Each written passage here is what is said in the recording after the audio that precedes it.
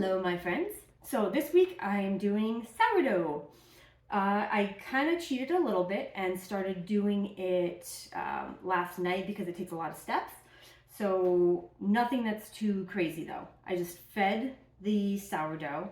I have to have 454 grams. It's about 2 cups of the starter. So I took a little bit of Mama. I wanted to show you this too. So this is Mama. This is my starter. And last night I fed her to about right there. And then this morning she was up to here. So it grows a nice amount and it has a lot of bubbles in it. So that's my normal starter that I keep always. This is my starter that I fed last night. So this is what we're going to be using. And it's nice and bubbly. And you can do a float test. This is pretty much how I want it to look. But I'll do a float test. You put it in some water and see if it floats. And then that is your test to see if it's good and ready to go.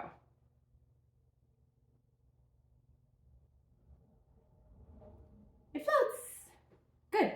Okay, so then she's ready and we'll get started. So what I also did, you have your starter.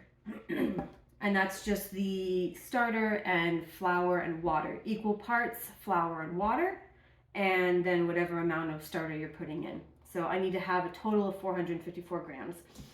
But then you also mix together your flours. So I do all-purpose flour and whole wheat flour, and then also water. So it has to autolyze for an hour, which means basically letting the water absorb into the flour. So this is what it is after about an hour and a half. It's actually been sitting here as I set up everything. So that has to sit and kind of do its hydration. So I did that as well. It was, let me see, what did I do? Did 595 grams of flour, 85 grams of whole wheat flour, and 400 grams of water, which actually, I like a little bit higher hydration on my sourdough, so I did 475 grams of water, just because I like it a little bit softer inside. It still gets a really good crispy crust, but this just is the recipe I like to do. All right, so from there, then I'm gonna add in, so here's the hydrated. Okay, I'm gonna add in salt. And I'm doing 24 grams, which is more than you'll usually find, but as I said before, I really like salt flavor in my bread. So you don't want to overdo it because then you'll slow down the proving process, but I do like to have a bit more salt. Okay, I have my scale. I'm going to put in my 454 grams of Mama. All right, 454.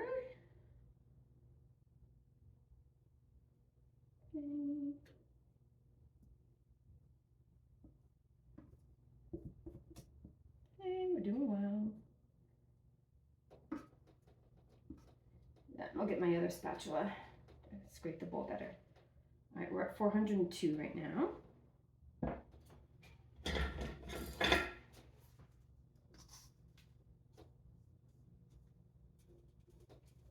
There's always great uses for the discard, so you don't have to do the exact amount when you're feeding it, because then you'll always have 460. 454. Yeah, so I'll show you another time what I do. One of the things that I make that my kids love and my husband loves too. It's crackers, so they're really good. Okay, so here are all of my ingredients. It's the salt, the 2 flours, the water, and the starter. I'm gonna put this onto the mixer for a little bit, and then I'll bring it back. Okay, so it ran on the mixer for about 5 minutes or so, and I'm gonna finish it off by hand. So it's very sticky, very hydrated dough. What I want to do is not flour the board because you want it, it's weird, but you want it to stick. And I'll show you why. So there's a saying that I always like, sticky sticks to sticky. which means basically when you get the dough on your hands, like this wet dough, it's going to stick to your hands more because it's attracted to its own stickiness. So I'm going to take off these bracelets too. So you want to kind of handle it easily as possible. You can always start, this is my bench scraper, and start bringing it like this. This will just kind of work the gluten, and it'll start bringing it together and a little less sticky after a while. So I'm going to do this. You can also like cut into it. There we go. I don't like that method as much because it does that squeaky sound, but just bring it over, and then I'll start doing it with my hand. I wanted to get to this point before I started kind of talking about sourdough because this takes a while. I'm probably still going to have to cut and then come back to it. But so sourdough is a living yeast. It's yeast that's found in the air. You can make your own sourdough starter. I got mine from a local bakery. They gave me a little bit, and I've been feeding it for the past 3 years. So you have to take care of it. It's a living thing. It's like a plant. You have to feed it, which is the water and the flour, and you have to be patient with it. Sourdough is not like yeast that you buy at the store. It's not fast acting. It has to take time. It eats, it grows, and that's how you get the bubbles and the rise that you need. So anything sourdough that I'm going to be doing usually takes 2 days, or at least one completely full day. So this one will actually be about a 3-day process because the longer you leave it in the fridge at the end before you bake it, the more flavor you're going to get. So if you really like that sourdough flavor, that's how you let it develop more. Otherwise, you can bake it right away and it's just going to have a mild kind of flavor, but nice texture still. All right, so I'm going to start with my hands now. We've got a little bit more cohesive dough going here. Like I said, it's going to be sticky, but it's part of the fun of it. So when you're dealing with a wet dough, it's a different kneading process. You use the stickiness to your advantage. So what I'm going to do, try and scoop it up the best I can. Okay, so I'm going to flop it down, pull it towards me, and then roll it over itself. And you turn like this, pick it up, flop it down towards you here, and roll it over itself. And you're going to keep doing that. And I know it looks like a big mess right now, and that's fine. That's what it's supposed to be. But you're going to keep working it, and it's going to come together more and more. And you just want to keep turning it. So when I just flipped it this way, you go to the sides, and you pick it up, flop it down, pull it, and that's going to extend and strengthen the gluten strands that are in the bread. If it doesn't come all the way off, it's okay. If it kind of just smushes and you have to pull it like that. But eventually, you'll get to a point where it does what you want it to. Try not to add flour unless you feel like it really is just smushing everywhere, because you will get there. And like I said in the beginning, this I really do like to have a higher hydration, which means more water. So this is going to be a little bit stickier than probably a lot of the recipes you find online. But for my family, we found that we really like the more kind of open inside, the bigger bubbles on the inside of the bread, and the hydration really lends nicely to that. Okay, I'm going to keep doing this for a bit. Once you get to a point like this, you can wash your hands if you want to. Again, if it's really still super sticky, you're just going to get it back on your hands anyway. So you can do that, or you can do a dry rub or dry wash, or they call it different things. But it's basically if you have a bowl of flour next to you and you get the flour on your hands, it's going to absorb a lot of the moisture. You can kind of just rub everything off of your fingers, all the sticky stuff. and you don't have to keep going to the sink and washing your hands and all of that.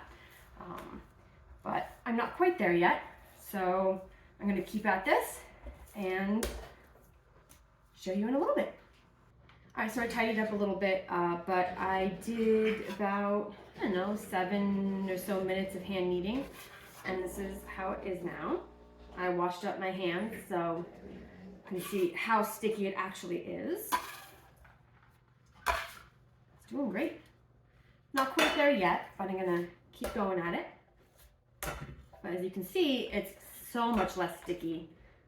It's not even really sticking to me that much.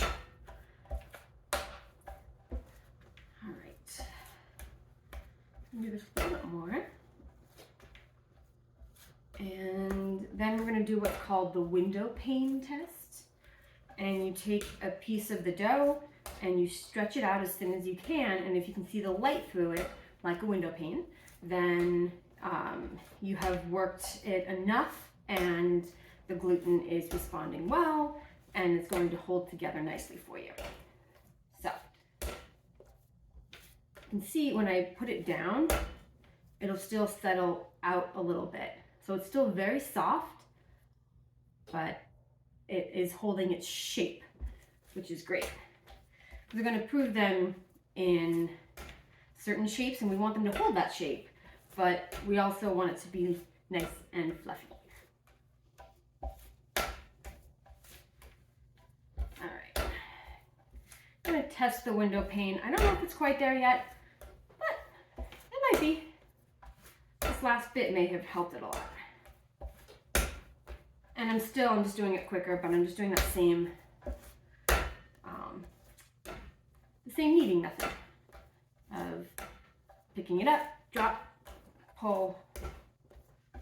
That's it. It's the same thing, it's just a lot faster. Now I'm able to since it's not so sticky. That looks so cool though. You never see it from your angle. That's cool. Okay, so seriously, I could do that forever. Okay, I'm gonna take a piece of it and pull it, stretch it. It doesn't break. Okay, I don't know if you can see light through it. I can because I have the light right here. So it's pretty good. I could go a little bit longer if I wanted to. I think I will, just a little bit. And then I'm gonna put it into my glass bowl. Now what it's gonna do after put it in here, it's gonna sit 4 to 7 hours. So that's the difference between the live yeast and the sourdough, is it takes a long time to rise. So what I'm gonna do also is every hour, I'm gonna put a fold into it. And I'll show you what that is. I won't show you every time because it's gonna be the same exact thing, but I'll show you what that looks like in about an hour. All right, so I'm gonna do this. Again, proving in the glass bowl because metal conducts heat very well and you can get an uneven rise. So I'm gonna do that. I'll put the shower cap on it and then I'll put it into the proving oven just to help speed it up a little bit. You don't wanna go too warm because you don't, you do wanna get a nice slow rise on it and you don't want to kill the yeast. That's why it's a special proving oven because it only goes up to 100, although I usually keep it around 92, which is a really good temperature. And it'll be nice and warm. Oh, something I wanted to mention. With the water, when you're putting water into any of these things, you want warm water because it helps activate the yeast and it keeps your dough warm, which also helps it prove faster and more evenly, but you don't want to do too hot because then you'll kill the yeast. So there is a whole formula and everything, but basically you just want warm water and it'll work a lot faster and easier for you. All right, I'll see you in about an hour. All right, so it's been the hour that the sourdough has been resting and I'm going to do my first fold on this. So I'm going to keep as much air as I can that has formed in it. You can see little bubbles on the side, so it is starting to work already, which is great. I'm gonna go along the side. You can do this with your hands, but you know what? I may need to with this one. Okay. Just gonna bring it up and over. You don't want to smush it down, you just want to pull it up. And this is gonna keep building that strength. And you're gonna do this once every hour. Just go along the entire sides, up and over. And it keeps it engaged, if you will. There you go. That's it. So now I'm gonna put this back on and let it sit for another hour. And we'll do this a few more times. And then I'll show you the next step. All right, I'm here doing the next fold on the sourdough. 1, 2, 3, 4, and 5.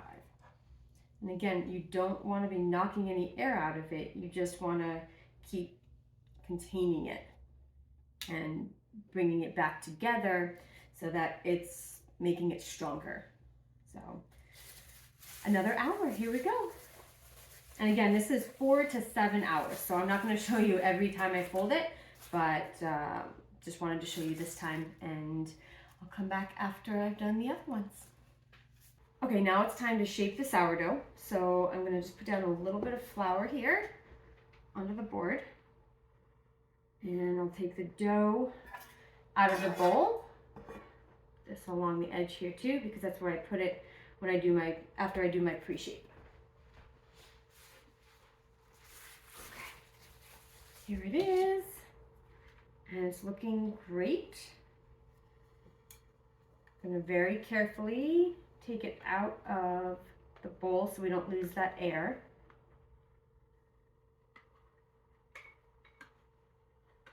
Just little by little. All right, now I have to decide now what bannetons I want to use. That's the shaping. That's where it's going to do its last rise. It's where it's going to sit in the fridge. That's going to give it its shape. So my grandma's sister makes these, and these ones here, these 3. And then we got these online. I do want to use this one. This one has a really, let's see if I can show you here. That pattern, it comes out in the bread and it looks beautiful. So I want to use that one. And let's see. You know what, maybe I'll use these 2 just for this, because I think the size is going to be about perfect for that. So, always flour them. I put a lot of flour because if it sticks, then you're going to lose any air that you get on the rise. So, put the flour in here, just dump out the excess into this one. You can see there's really good amount of flour in there. And then flour this one. All right, now they're ready to go. I'm going to add a little bit more flour here.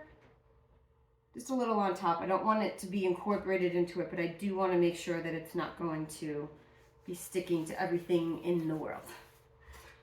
I'm going to take this. I think about half is going to be good for this.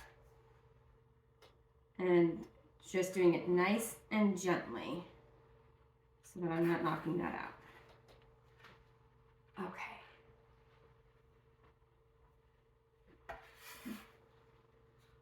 Now I'm just folding this over.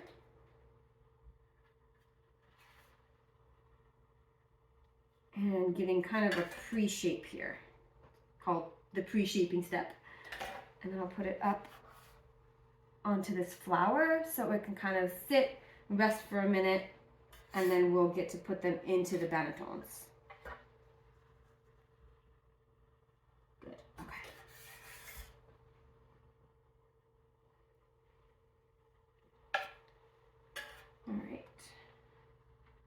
Now these are going to sit for a little while, and when we come back, we'll do the actual shaping. They'll go into the bannetons, and we'll cover them, let them sit out for a couple of hours, and then they go into the fridge for usually overnight. You can do up to 48 hours. And the longer they're in the fridge, the more sourdough flavor they'll develop.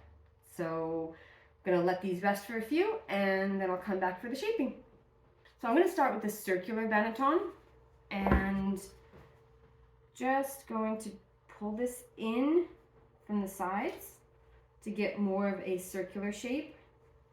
And you don't want to over flour the board. You don't want it to stick, but you also don't want to over flour because then you're going to create a tougher exterior. All right, brush that off a bit. And now, once I have the kind of the shape that I want, I'm going to take my hands underneath and pull it towards me. And it's creating a tighter skin on it so that you have a nicer shape. And I still have a lot of air bubbles. It can feel them while I'm shaping it. So I'm going to do that and just kind of tuck it underneath and make sure that it's sticking to itself. That's why we don't want too much flour. We do still want it to stick to itself so it holds and maintains that shape. All right, and then I'm going to take it and put in the banneton. Right?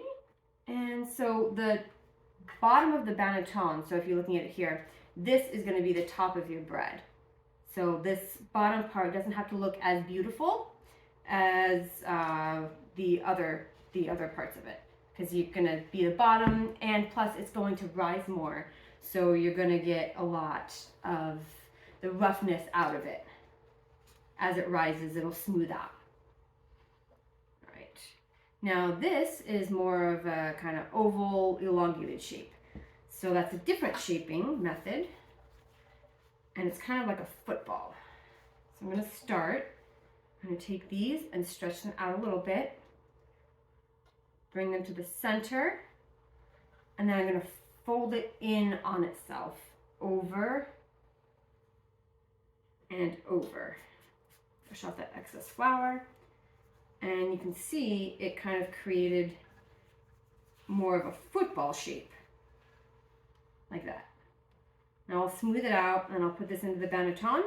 We'll cover them up, and like I said, 2 hours out, sitting out covered to rise, and then they just go into the fridge. And tomorrow or the next day, then we'll bake them. So that's that. I'll see you on the flip side. So for you, it's been about 3/4 of a second. For me, it's been 48 hours. So welcome back. And I took the 2 loaves out of the fridge and I just put them down. You want to bake these cold because they're much easier to cut and they hold their shape better when they're cold, and it just works a lot nicer. So a couple of things I want to show you is one, my lamb. So this is the blade that I use to cut the bread. So the reason you want to cut the bread is because when it rises in the oven, it's going to need to break. The problem is, if you don't tell it where to break, it's going to have all of these weird little spots where it pops open and it's going to look rough. So when you see those beautiful cut doughs and loaves and bowls, that's for a reason, because it opens up where you make those cuts and it looks really beautiful. So what I'm going to do is put my blade onto my handle. You can do this with scissors as well if you just kind of want to make little cuts and it'll make it kind of like a poke. You can use a knife. I've been doing this for a while and I really like having the lamb. It was a present from my husband after I'd been doing it for a bit.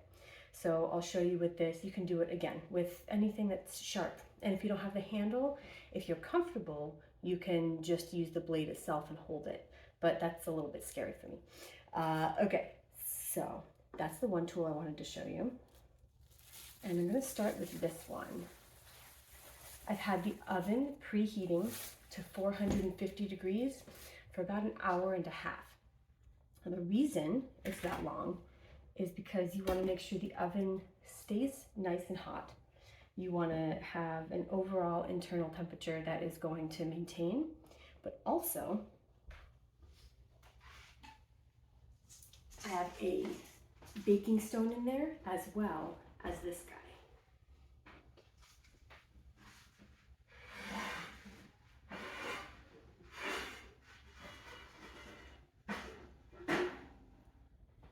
So this was a recent addition for Christmas I just got, and I was using, here we go. I was using just a Dutch oven with a lid, and it worked great. The only thing is when you put the dough into the Dutch oven, then the parchment paper or anything that you're using kind of crumples up around the edge and you lose some of the shape. And you also have to reach down into it to get it out. So this kind of reverses the proportions, and the top is big, it's like a big bell, and the bottom is shallow. So you can put, there we go. So you can put the dough down onto here and then put the bell on top of it. Now the reason you want to do something like that is because you want the steam. There's a lot of people who will just put the rack like a baking sheet in the bottom of the oven, and then you pour boiling water into it right before, or right after, sorry, you put the dough in. And that's fine. That's what I did for a really long time. But this kind of makes it so you don't have to deal with the steam in the oven itself. And it kind of uses its own moisture. That's another reason I like the high hydration. It uses the moisture of the dough and it helps it to rise. So basically what I'm going to do is put this dough onto here. Hopefully I floured it enough. Oh, it's cold. Like I said, it's been 2 full days. So that, brush off a little bit of the excess. Just a little bit. It also helps with the color when you have this. It makes it look pretty. For this shape, I like to kind of just do an S. So take the corner, this corner here of the lamb, and I start here, and I'm going to go around and up.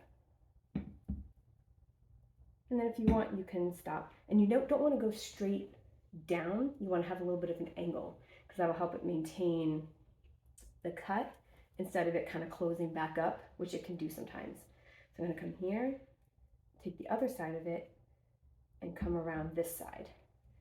And it looks really cool when you get that S. Okay, I'm going to do that. So now I've told the dough where I want it to split, and it'll split and rise, and it'll look really cool. So now I'm going to put this into the oven. I'm going to bake it for, I think, 20 minutes. Let me just check the recipe here that I have. Yeah, bake 20 minutes. And then I'm going to take the lid of this off and bake another 30 minutes or so more. And I usually at that point just go by the color. So I'll show you when it comes out what I'm looking for, and then we'll score the other one. So I'm about to take the first loaf out of the oven, and honestly, I even had to call my husband and say how excited I was for this loaf. So we're gonna take it out and I'll show you. Okay, ready?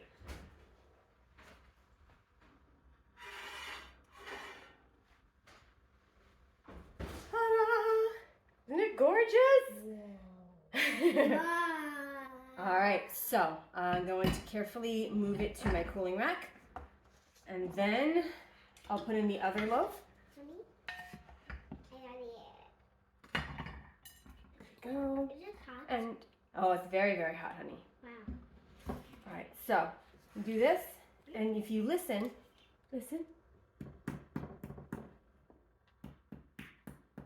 that's the crust that forms. Now, when you're having a bread like this, the crust will be nice and crispy when you take it out of the oven, but then it's going to soften up because all of the steam and the heat from inside of it is going to come out as it cools.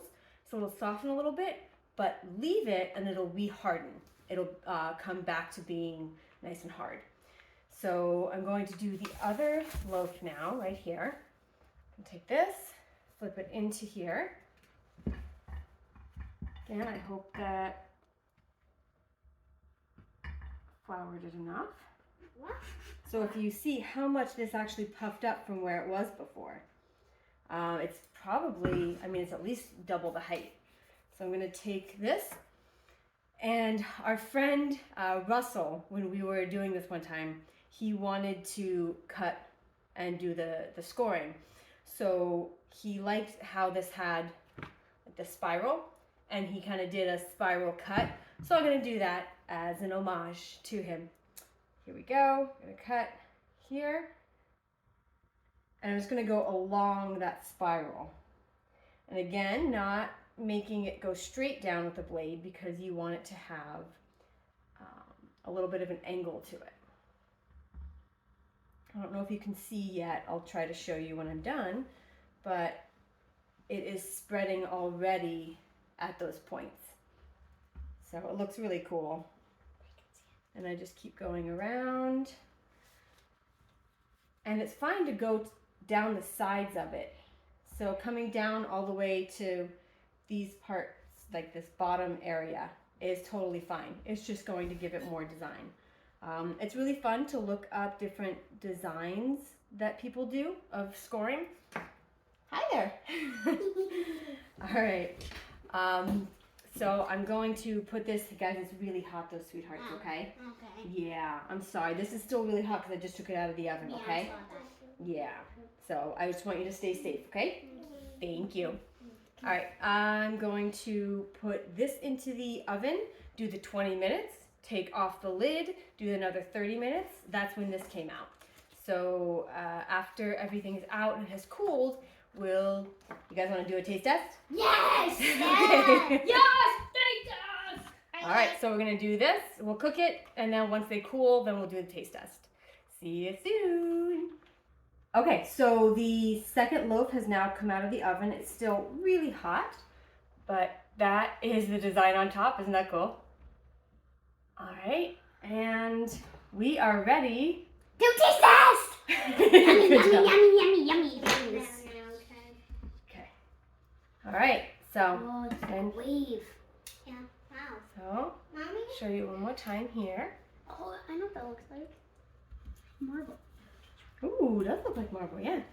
All right, here we go. Let's listen to the sound. 3, 2, 1.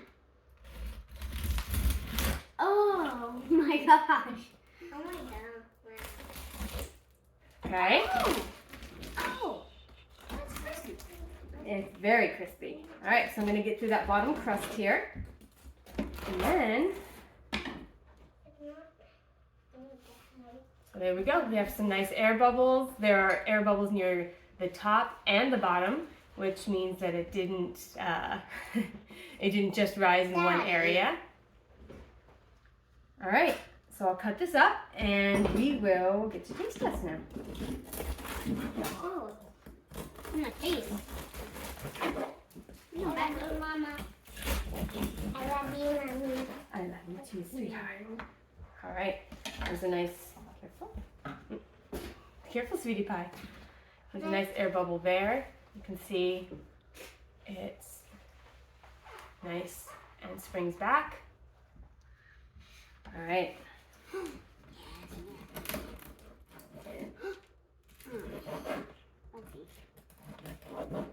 Okay. Here's 1, 2. Darren, and cheers, everybody! 2, 1. Really good. So I just took the soft part.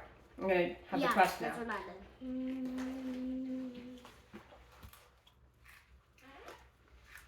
did. It's really good. So this is what the higher hydration does on the inside here. And as you can hear, you still get that really nice crust. Again, remember that when you take it out, you'll have the crust.